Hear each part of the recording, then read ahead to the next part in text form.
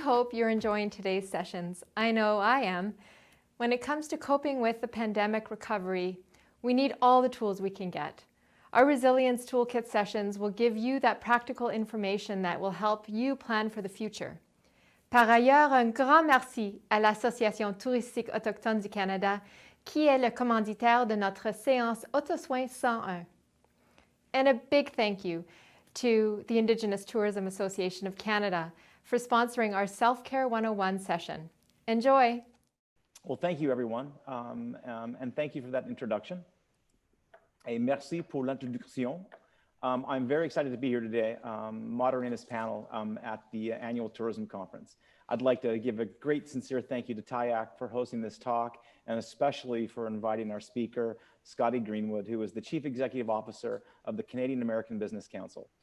Scotty is a former American diplomat to Canada, a frequent media commentator, a public speaker. She's an acclaimed business and public policy advocate, a communications expert, a political strategist to Fortune 500 companies and trade associations and nonprofit organizations, and a recently rated on Room Raiders having one of the best backdrops for her screen. So congratulations on that, Scotty. So before we get started, let's give the audience some context. So give us a quick overview of the Canadian American Business Council. Sure thing. Thank you so much for having me. Thank you, Scott, and thank you to all of the organizers. It's great to be with everybody today. The Canadian American Business Council has been around for about 30 years, and it started, I've been involved with it since I left government in 2001, so not the whole time. I didn't create it, but I lucked into it.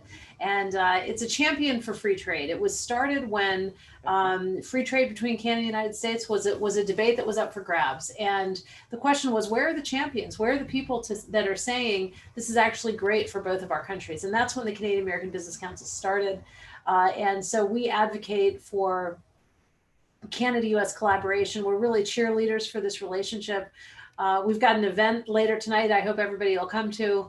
We'll talk about that a little bit later, but we also advocate on border issues and on regulatory cohesion and the whole gamut of Canada-US collaboration issues. We were not happy with the steel and aluminum tariffs, as a matter of fact, that the US put on Canada, and we pushed back strongly on that. More recently, during this pandemic, the Trump administration really went after 3M. You know, they were making these N95 masks, and 3M said that they were going to ship them to their customers in Canada and Latin America. And the President of the United States said, nope, you got to keep them here in the US. And we stood up for 3M.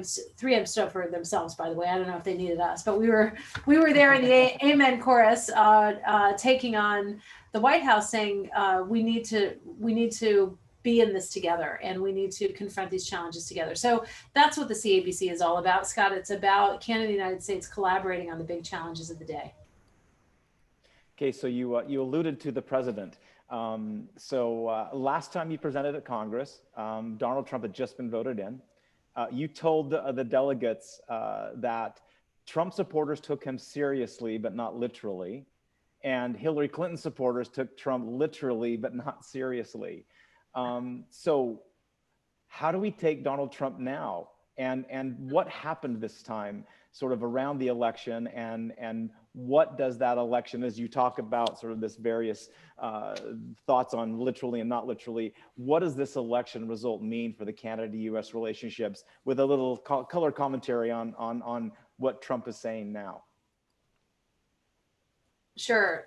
Well, look, what's happening now is the president was defeated in the election, and he doesn't like to admit that, and some of his supporters are making noise about that, but Joe Biden is the president-elect, and believe it or not, that's a political statement here. Like it's a fact, but it's also, if you are bold enough to say that Joe Biden actually won the election, which he did, and Republican secretaries of state and independent, he won the election, that's considered in Trump land to be disloyal. So it's interesting because he is a one-term president, which is unusual. We've had a handful of them in our history, but usually presidents get reelected.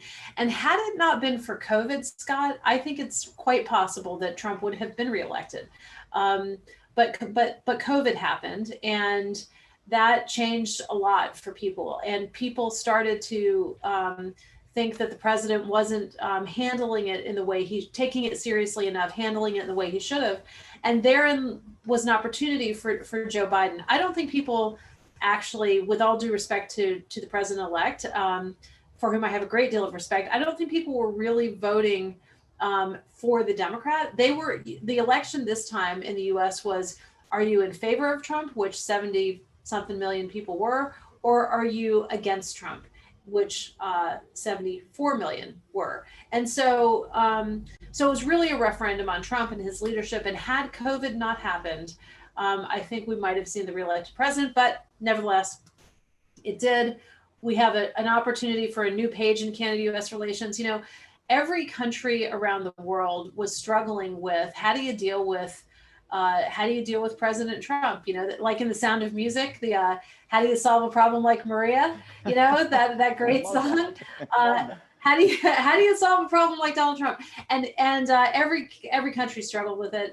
Canada did particularly well and managed to negotiate. Canada and Mexico managed to kind of not take the insults personally and just move forward with an updating of our trading agreement.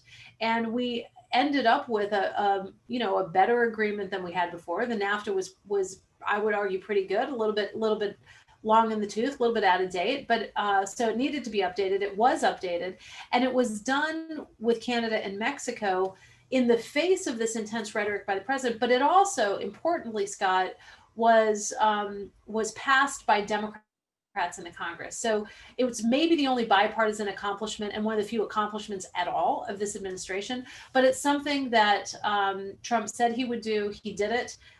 It's an improvement. Democrats helped with it. Canadians and Mexicans were very involved, obviously, in it. And so that'll be a legacy of this administration that's actually a positive. And then for the future, we'll have a return to decorum. You know, we'll have a sense of politeness in the way we interact with our neighbors and our friends. We'll treat our friends like friends. We'll treat our adversaries accordingly. And that's a reversal of the last 4 years. And I think that's a welcome. I think that's welcome in Canada and around the world. So this idea of it was a referendum on the pandemic and COVID is interesting. And again, as a U.S. citizen, I absolutely would validate everything that you've said in terms of what I was hearing and seeing. Knowing Biden's plan is going to look different, and you also used the word border. For our industry, the reopening of the U.S. border is vital to our path to recovery. What do you see from this election that will help the evaluation of when the time is right? Like Biden's plan around how to address the pandemic seems to be stronger and more coherent if there was a Trump strategy. So how do you think that's going to affect the border with the presidency in Biden's control and all the power he has? What can he do to address the pandemic that will help the border, help our industry? It's a great question, Scott. And I think it starts with, first of all, a commitment at the very top, a commitment by the President of the United States and the Vice President, his entire administration, to take on COVID as their very first job. And, you know, Ron Klain, who is the incoming White House Chief of Staff, very good friend of mine, a very accomplished public servant, has had several portfolios in his career. He's been in and out of government several times, but he was the Ebola czar during Obama, and he knows a lot about public health crisis challenges and response, and he knows a lot about how the U.S. government can mobilize and should mobilize when we face a crisis. So just the appointment of Ron Klain alone is a huge signal about how, as Chief of Staff, how seriously this president-elect is taking the challenge. So if we can get it under control, leadership on this matters. So if we can get it under control, you just look at what happened in the state of New York, right? Governor Cuomo became a star with his daily briefings. He took it very seriously, and New York started with the worst numbers and the most tragedies, and New York is now doing relatively better than, say, a number of states that had a different approach. South Dakota is an example that comes to mind. So leadership matters. So you'll see that from a Biden administration. That will hopefully bring the numbers down. Biden is also leaning into testing. This pilot project that the Calgary airport has, I think is very important and very innovative. And what it says is if you're a Canadian citizen and you fly directly into Calgary airport and you test negative, you don't have to quarantine. So we have to look at solutions like that. People have to feel confident and comfortable that the venues they're attending, the places they're going, the measures they're taking are actually preserving their safety. And so you have an administration in Biden-Harris that will take it seriously. They will lean into testing, and they will work with the private sector to figure out how to move forward. So all of these things, Scott, I think bode very well for the Canada-U.S. border, because as long as the U.S. numbers were increasing and it was apparent that the U.S. administration wasn't taking this threat as seriously as they should, there was very little appetite in Canada for opening the border, right? It's very difficult to ask your political leadership to reopen in the face of what was happening in the United States. So all of that is about to change. It's not soon enough, I know, for the tourism industry in Canada, but I think starting in approximately January 21st, you'll see a difference in tone, and then hopefully you'll also see a difference in results and going forward. The one thing I would say, though, just as a caveat to all of this, is even with the challenges of the Trump administration approach, the Canadian government, Canadian ambassador to the U.S., Kirsten Hillman, as an example, has done a phenomenal job at working very closely with the U.S. government at how to manage the border. So while it closed, and it's devastating to border communities and to the tourism industry on both sides of the border, essential commerce does continue to get back and forth. Grocery store shelves are still stocked. And so that, the decision to close the border came quickly. But the way to keep it open to essential commerce happened. So if you take that kind of approach, what did we do to keep the grocery shelves full and apply it right across other sectors, including the vital sector of tourism? I think that's the kind of public policy approach we need to take to get through the next year. I sense a bit of optimism in your tone about the Biden-Harris administration. Do you think that tone will help overcome some of the obstacles that are built into the U.S. system with the strong governments that might be a little more conservative than the Biden-Harris ticket? Do you think that tone is going to help the country sort of coalesce around a stronger strategy? It'll be interesting to see, because as optimistic as a lot of people are, including me, about turning the page in Canada-U.S. relations and in leadership in general in Washington, D.C., there are an awful lot of people that are really disappointed. Their guy didn't win, and their guy isn't going quietly into the night, and so he's stirring up this disappointment, right? And so it's not going to be, there's not an immediate openness to the team that didn't win. They need some time. They need some opportunities to gracefully come back into the fold that is our civic discourse, but we're not quite there yet. Everybody didn't just immediately say hooray, Biden's here, let's move forward. So it's gonna take a bit of time. I do like the insight of what it meant to have the White House Chief of Staff and that appointment, and what that means in terms of signaling towards the pandemic.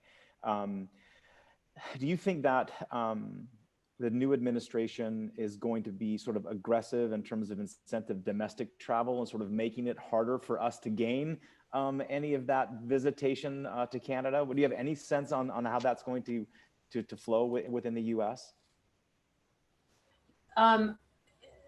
The short answer is I don't know how they're going to think about travel. They are thinking about domestic manufacturing. They are thinking about infrastructure.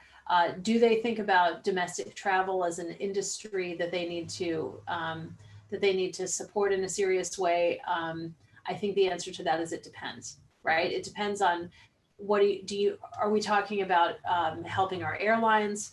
Are we talking about helping the cruise industry? Are we talking about hotels and restaurants? Like which piece of it? I will say that I think Americans are used to, Americans who have the ability, have the means, have saved up, are used to being able to travel kind of anywhere they want, right?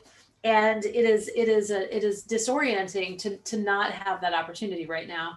And Americans were taking the opportunity to do road trips, and get away this summer a little bit with the COVID not under control. I think we're seeing that tamp down a bit.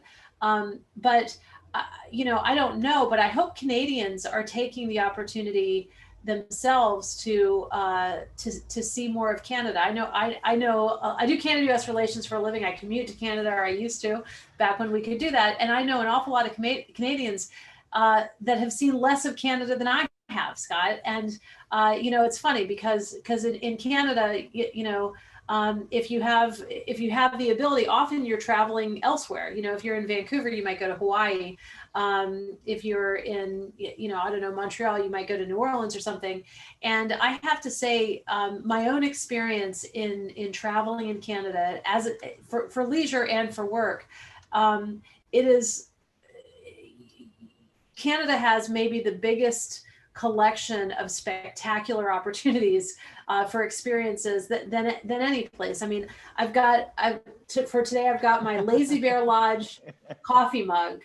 If you haven't been to the Lazy Bear Lodge on the bay, on the shore of the Hudson Bay in Churchill, Manitoba, and kayaked with beluga whales, you haven't really lived in Canada. It is one of the more spectacular, I would say, bucket list experiences out there. And Canadian, Wally Doddridge, who is the proprietor there, when I've been there several times, and so many of the guests were Germans and Americans and from all over the place, Chinese, very few Canadians. And so I hope that during this time when it's difficult to travel elsewhere, and you've got all these restrictions, you've got to quarantine when you come back, someplace like the Lazy Bear Lodge. And if I could just name check a couple more places, Scott, just to make the point.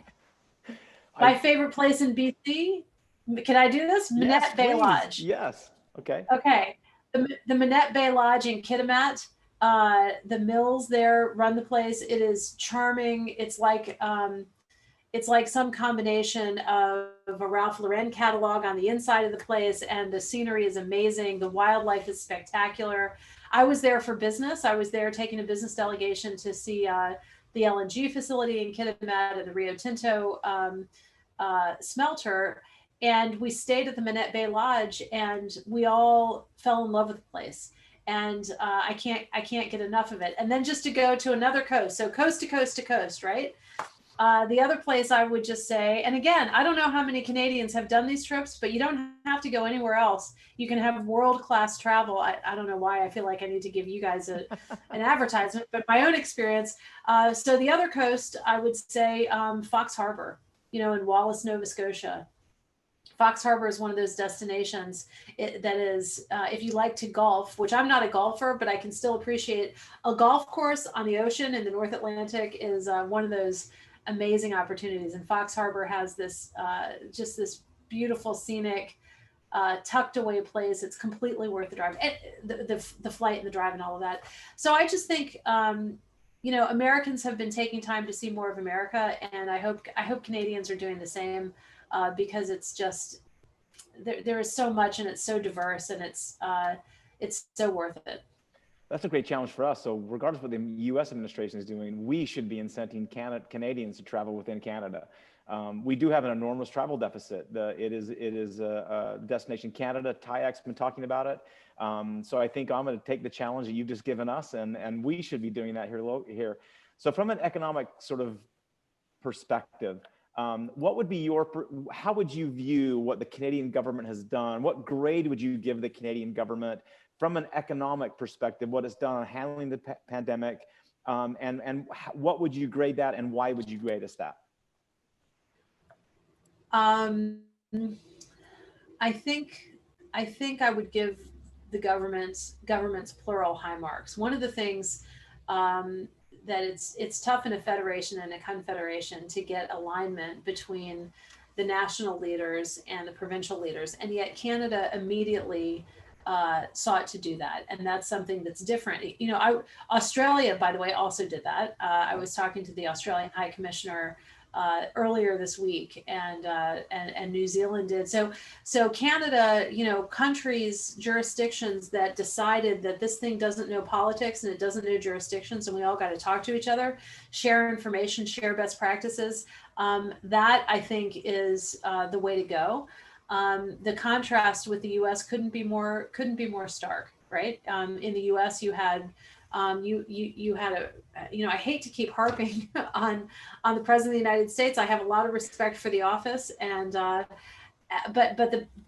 the way our president, my president, has handled COVID has been disastrous. So you contrast sort of Governor Cuomo on the one hand, Governor of New York, with the president of the United States who criticized New York. That is directly opposed to how Canada has handled it. And has it been perfect? No.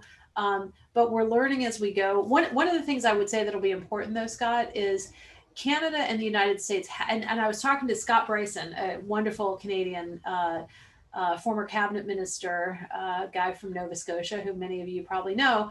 I was talking to him actually also this week about this. Canada and the United States have to get better at regulatory approvals for things like tests, COVID tests, and vaccines.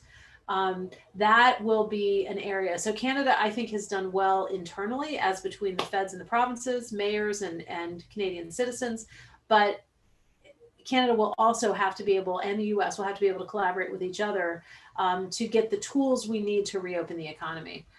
The other thing is, I mentioned the pilot project with the testing in the Calgary airport. That the province pushed really hard for that. That should be, in my opinion, something that is adopted, right? Like, pay attention to what happens. If that's successful and safe, that risk-based approach to allowing people to travel again is something that should be adopted right across the country. It should be applied to Americans, not just Canadians. And I think that's a way to really advance the reboot of the Canadian economy. I think it's interesting. We heard some preliminary information about the Calgary experience, and the positive tests after the 7-day period is like 99% negative.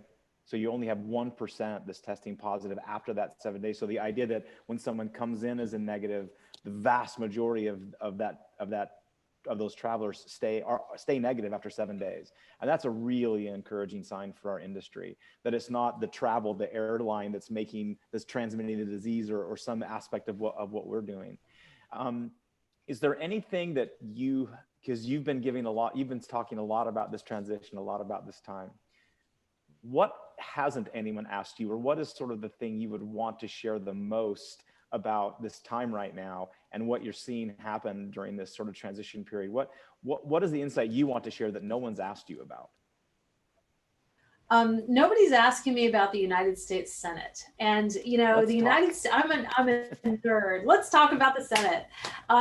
And the reason I raise it, Scott, is, the U.S. is so different from Canada. People think we're so similar. Canadians think, feel like they know a lot about the U.S. and they do. But there is a key difference, which is in Canada, in your parliament, in the parliamentary system, if you have a majority government, you're kind of in charge, and or you run the place, right? The U.S. in our constitutional system, we were designed to have checks and balances. We were actually designed for inefficiency. We were reacting against a central government that we thought had too much power, right? So any junior member of the United States Senate has as much power as the President of the United States, actually, as a matter of policy. And so everybody's focused on Biden and Harris and what's it going to be like and what's the transition and all of that. And I'm going, well, you can't even think about the Biden administration vision for climate change or infrastructure, rebuilding the economy, or anything else, unless you talk about the Senate, because they are the check and balance. And what's interesting right now is we don't know which party is going to control the Senate. It is literally evenly divided, because in Georgia, there is a rule that says you've got to have a majority of votes to take office, and they have a jungle system. So if you don't get 50% plus one, you go into a runoff. And guess what? Both United States senators were up in Georgia this time. That was a fluke. because unfortunately the senator from Georgia, Johnny Isakson, got really ill. So you normally would only have one US senator in a state up. This time there are two, both from Georgia. Neither one of them got a majority of the votes. And so on January 5th, there will be a runoff. There are, two Democrats and two Republicans. And whatever the outcome of that is will determine who's in control of the US Senate, which party. And so what that means for Joe Biden, and for, like, if you're looking at what's going to happen in the US, is if the Democrats win, then Joe Biden will have a marginally easier time. Republicans are still quite relevant. But if the Republicans win, then Biden, no matter what he wants to do, is going to have this big check on his ability to get anything accomplished. So everything will be a negotiation. What that means is policy will be a race towards the center. The extremes of either end of either party will be less relevant, and it'll be a radical race to the middle. I think from a policy point of view, that's probably not a bad thing. But it is a recipe for inefficiency. There's a certain stability in gridlock, so markets will like it. But if you wanted to try to get something done and get it done quickly, here you'd probably be frustrated. Interesting. And as a U.S. citizen, our civics lessons, we understand the impact of the Senate and how that can affect policy. How do you think, let's say that there is, it is maybe not in Biden's favor, how is that going to affect international policy? Because I think that's one of the bright spots many of us feel with the Biden-Harris administration, is that international policy is also going to have a different tone. How do you think that the impact of what might happen in the Senate would impact international policy? Well, I think there will be complete agreement that we need to re-engage with our friends like Canada, and stay alert to our adversaries. So part of the challenging time right now is during this transition period where you've got a president who doesn't want to concede, you've got some chaos. Will the adversaries to the United States seek an opportunity to try to make a statement or do something? With the Senate, you will see a bipartisan effort to support Joe Biden and to make sure that we treat our friends like friends, we treat our enemies like enemies, and we don't allow anybody to kind of fly in the chute during this transition. So that is a nonpartisan kind of thing, and the engagement with our friends around the world, I think will increase because it'll be back in vogue to do that. Well, thank you. I do believe most of us live in the middle, and I think that could be the tone that he is going to send will be great. So what happens, so our Canadian friends, what happens if the result is in Georgia, 1 seat Republican and 1 seat Democratic? So it's an even number. What happens then? Yeah, then in that scenario, a little fluke in our system, as you would know, Scott, is the Vice President of the United States. It also is the President pro tem of the Senate. So if you have an evenly divided Senate, the Vice President is the tiebreaker. So normally it's just a ceremonial role, but when it's equally divided and the votes come right down to it, then Kamala Harris would get to go back to the Senate and cast tie-breaking votes on issues that are evenly split. So I do know from your biography that you spent time in Georgia, so I can imagine you're watching this race very, very closely because you know the inside there very, very well. I haven't lived there in a while, but I will say the last time I lived there, I was involved in politics. So the Canadian American Business Council, which I run now, is nonpartisan. I need to say that we work with everybody. But my own background is political. And the last time when we lived in Georgia, I was involved in the Democratic Party. We won the presidency. It's the last time a Democrat has won the presidency, and there was a Senate runoff. So Clinton did well. The Democratic senator did not fare as well. And so we'll see what happens this time. That was an awfully long time ago and the game has changed. But some of the people are still the same. So Georgia, all eyes on Georgia on January 5th.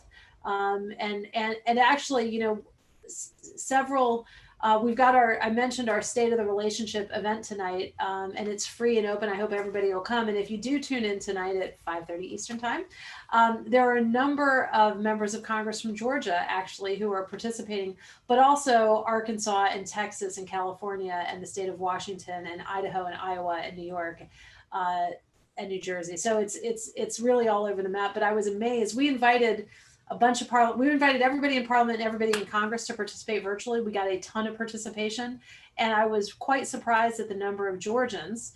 And it wasn't because, I have any special pull there anymore. It was just an appreciation, actually, for how important Canada is. And I think I'll just say this, Scott, I think the fact that we went through this renegotiation of the NAFTA and we came out on the other side with USMCA, it raised awareness in the United States. Canadians have always known how important it is. Canada is a trading country. Canadians understand, or at least since we've had this Canada-U.S. free trade agreement, Canadians have understood the importance of it. Americans haven't. Americans haven't realized even that our most important source of investment and our most important customers actually come from Canada, more so than anywhere else in the world. So the renegotiation of the NAFTA focused everybody on it. So you've got, kind of little known politicians from throughout pockets of the US that don't have snowbirds, that aren't on the northern border, and they appreciate the Canada relationship just as much as those snowbirds or those northern border. And I attribute that to the craziness of the last couple of years. So that's a silver lining. I love it. Again, I love your optimistic view on this. It's very refreshing. So we do have a video. We're going to close out with the video, but before we go to the video, I want Scotty to thank you for your time engaging today. I've just really enjoyed every part of what you shared with us. I'd also like to thank all of you for joining us on this session. And again, to close with a special thank you to the Tourism Industry Association of Canada for hosting this discussion. So merci encore d'avoir rejoint cette session. And with that, we'll bid you à la prochaine. And we can roll the video now and give us some information on this evening. À la prochaine. Merci beaucoup, tout le monde. Relationship with Canada is important because we're neighbors. We put food on each other's plates.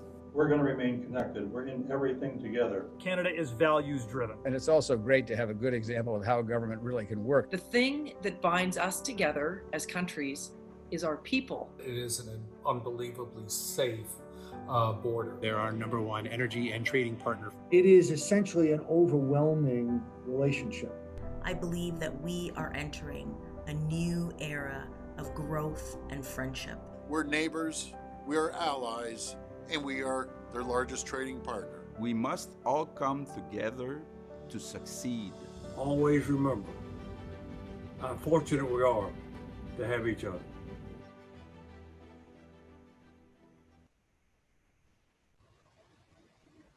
Merci de votre participation à cette causerie de l'AITC. Le congrès touristique virtuel de l'AITC de cette année est financé par le Fonds pour les expériences canadiennes, en partenariat avec le gouvernement du Canada. Thank you for joining us in this TIAC talk. This year's virtual TIAC Tourism Congress is funded through the Canadian Experiences Fund in partnership with the Government of Canada.